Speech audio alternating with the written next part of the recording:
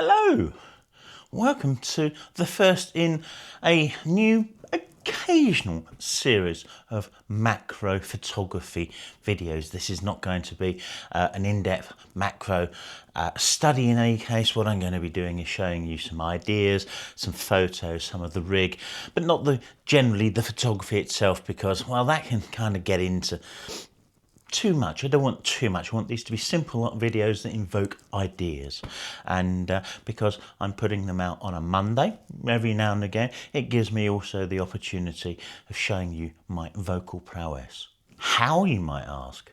Aha, I have a jingle. You might know it. Well, you'll certainly grow to not want to know it. Here it is. It's just another Macro Monday. Told you I was good. So as I said, these are going to be every now and again. They're not going to be heavily produced. They're not going to be absolutely full of B-roll, and you're not going to learn a great deal from it in terms of me telling you things. You might understand a little bit more of things by looking at the gear and looking at the rigs and some of the ancillary accessories that I'm using to perhaps hold things or position things, and that, well, I suppose that's the same thing really, isn't it? But you know, it's perhaps about using a whatever this thing is, cable release, there you go. I forget my worms. Cable release over other things. Perhaps it's about not setting everything up like on carpet. I mean, it's bouncy as hell in here. That's not to say it's a bad carpet. It's a very nice carpet, and it's in a holiday cottage that you can rent. But it's not great for setting up absolutely stable things in a macro scenario. So you have to let things settle and such. So, yeah, ideas and just little bits and bobs. And what we're starting with today is up there on the dresser shelf. Let me show you. Yeah, that's right. There's nothing like a little bit of death to kick off a new year. So the rig is, I say it's simple. I mean, here it's involving 3 tripods, all with some kind of arm arrangement on them. Of course, you can do this with setting this up any way you fancy on the tabletop. I like to keep things off the tabletop if I can, and I'm lucky to have all of these tripods here and others. The key things that I'm using here is a little cheap super clamp. I'll leave some links in the description for some of this stuff. We'll just take that out of there. A little crocodile clip, and this comes with insulated cable ferrules, and I've taken them off and I've put them on the jaw so I don't damage the edge here. If you've got crocodile clips that don't have these protective cable ferrules, I say if you've got them, I mean I say it as though it's something you're going to find in your kitchen drawer, but if you haven't got these, a bit of insulation tape or masking tape or kind of any kind of tape really, just so you're not necessarily damaging whatever it is you're gripping, and a dead flower. And you'll see that there's other bits of rig in here. So the super clamps attached to a couple of adapters and ferrules onto an Arca Swiss plate, onto a tripod, onto the carpet. Bloody carpet. Not bloody carpet, it's lovely carpet. But I've already said it's not great for this. So there's quite a bit of kind of don't breathe, and don't move and click.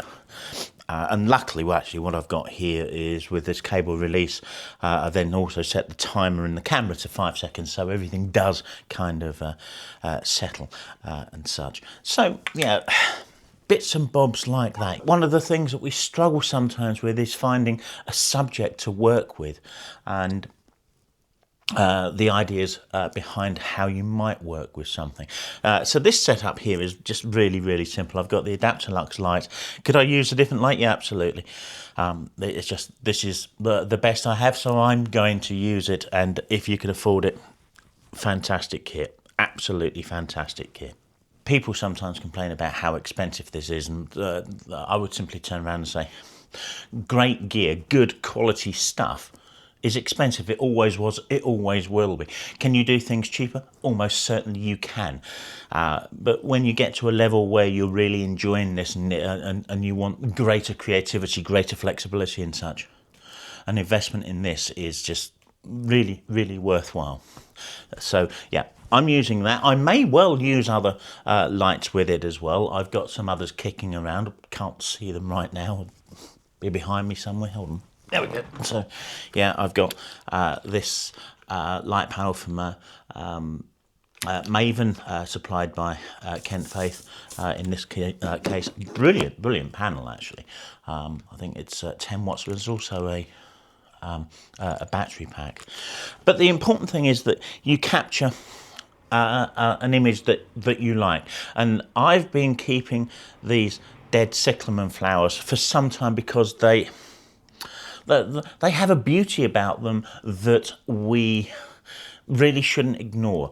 And a lot of what you're going to find in this Macro Monday series is finding things to take macro or close-up photos of that are all around you. It's not about necessarily going out into the woods or wherever and finding mushrooms, which I love doing, but my knees hate. It's about finding things in your garden, finding things in your kitchen, finding things in your toolbox or your storage cupboard or wherever it happens to be, your shed, whatever. It's about looking at the things that are all around us and finding the beauty in those. And we're going to kick off with these. I've shot a few already, and by and large they are on a black background. Now you can't see a black background around me because there isn't one. So I'm shooting in this direction. I'm going to turn off all the lights. There's no extraneous lights. I'm going to close the curtains, and I'm going to shoot probably with just 1 or 2 lights illuminating this, and I'm going to expose for the light, and what that's going to do is black out everything else. I hope this is a good set of ideas for you. I hope you enjoy the photos, and I hope you watch enough of these Macro Mondays going forward to get thoroughly sick of the jingle.